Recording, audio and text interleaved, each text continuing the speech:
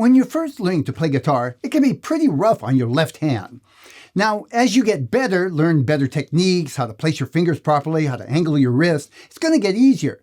But it really helps to have a guitar that's working for you. What I mean by that is that it's as easiest to play as possible. This is especially critical when it comes to learning bar chords, because it takes a lot of strength and proper technique from the get-go, even with a guitar that's easy to play. There's two aspects to making a guitar easier to play.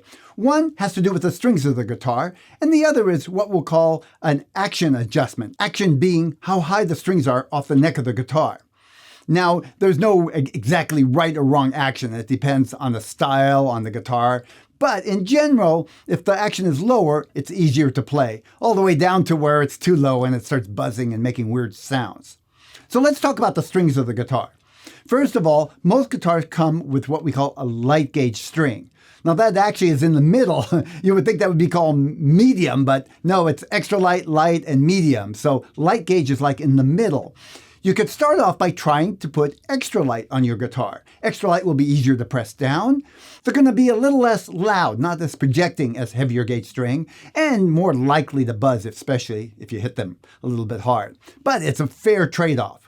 The next step might be to try electric guitar strings, because they're even lighter. Now, the sound quality starts going down quite a bit when you try that, but I've seen students do that, and of course, over time, as they get more confidence and more technique, they start putting heavier gauge strings on their guitar. Now, that said, a good option for many beginning guitar players is something called silk and steel. This is kind of a hybrid string, and it's much easier to press down.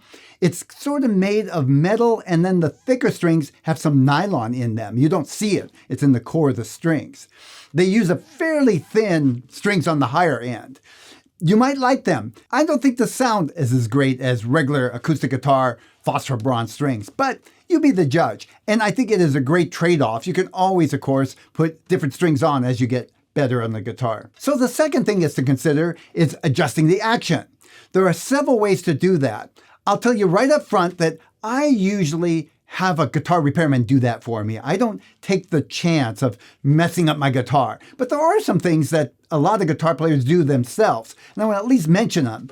First of all, to lower the strings of the guitar, you can adjust it by lowering the nut, that's this part of the guitar, or the bridge saddle, which is this part of the guitar.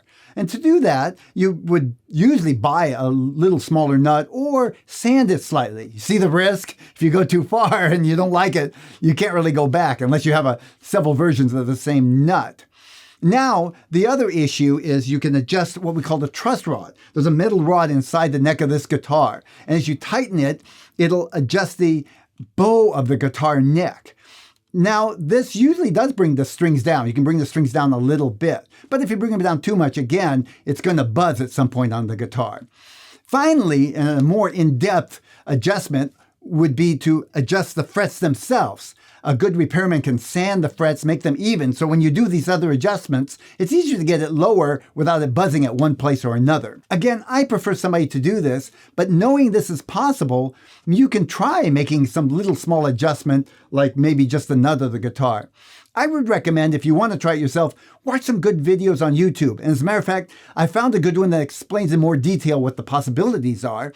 And I'll put a link to that so you can watch that if you're so inclined. Thanks for joining me. I'm Tomas Michaud. If you enjoy my style of teaching, you'd be a good candidate for my Real Guitar Success Academy. I'd love to see you there. I'll put a link somewhere in the description so you can check it out. See you again soon.